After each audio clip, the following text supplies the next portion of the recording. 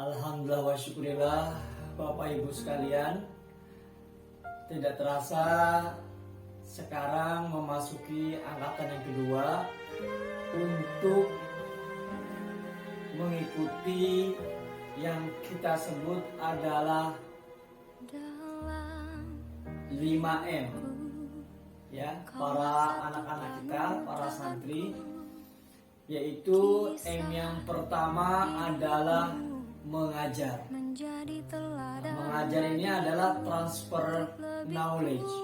Ya, jadi ilmu yang sudah dipelajari di Mahan, di pesantren Quran An-Nafal, ditransfer, belajar mengajar, ditransfer ke masyarakat umum kepada umat.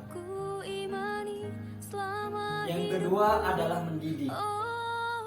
M yang kedua, mendidik ini bukan hanya transfer knowledge ataupun mengajar hanya lisan, lebih kepada mendidik ini dengan tauladan.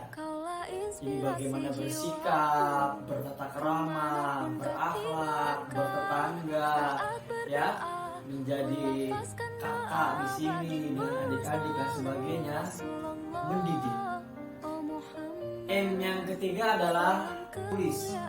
Jadi para santri didorong mengikuti para alim ulama untuk membuat karya, yakni satu buku saja namun ber-ISBN mengenai tema dakwah Al-Quran. Mau tebal, tipis, kecil maupun besar, yang penting dia jadi buku ber-ISBN dan dapat dibaca oleh halayak ramai bermanfaat. Itu M yang ketiga.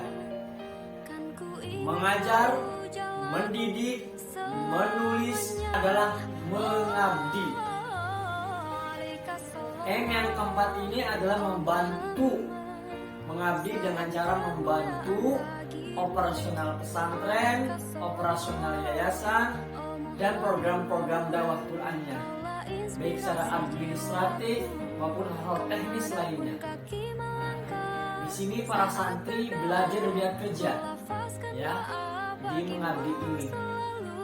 Dan yang M yang kelima adalah mempersiapkan diri. Apa yang dipersiapkan diri? 3 hal. Yang pertama adalah kuliahnya. Jadi kami para dari Asatid An-Nafal mendorong para santri anak-anak kita untuk kuliah wabil khusus di luar negeri. Setelah angkatan yang pertama kita sudah tes untuk ke India, waktu itu ke Jain University, kita tes diantarkan langsung di Hotel Sultan Jakarta.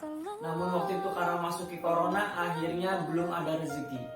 Nah sekarang angkatan yang kedua, insya Allah ada yang mau ke Al-Azhar Mesir dan yang kedua mau ke Universitas Islam Madinah. Di sini tentu perlu persiapan mengenai kuliah. Setahun itu termasuk mempersiapkan diri untuk kuliah. Di samping nanti ada persiapan juga untuk bekerja.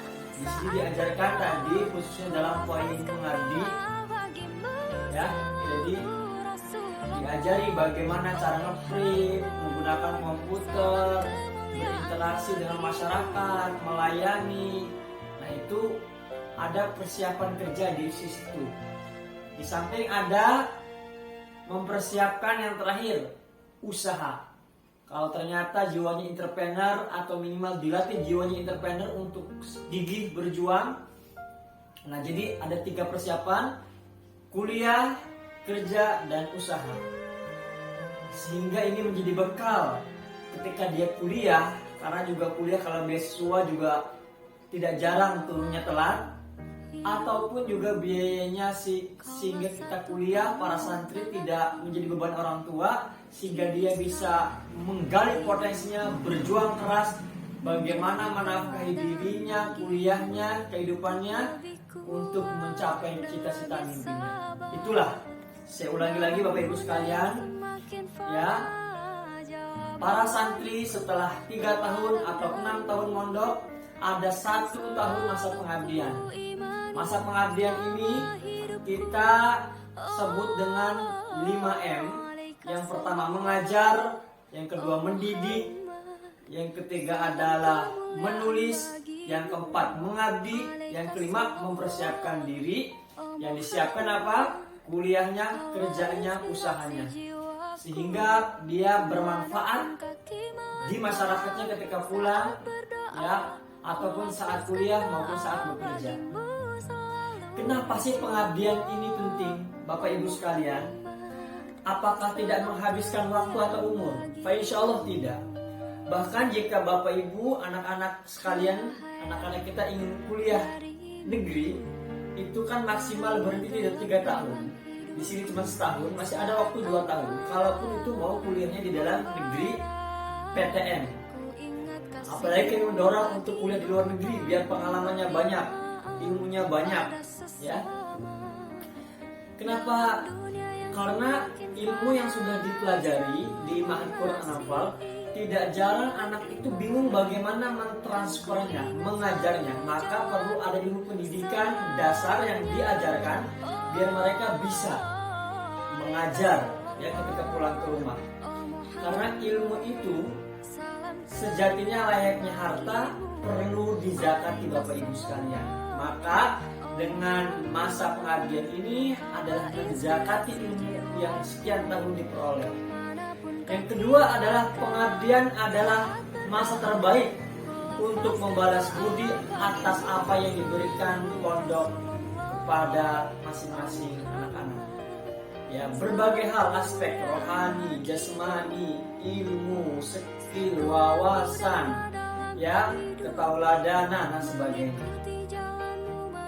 Masa pengabdian juga adalah membentuk karakter kepribadian yang lebih unggul, di mana biasanya hanya barangkali leha-leha, nyantai, ya, ada waktu kosong, main HP.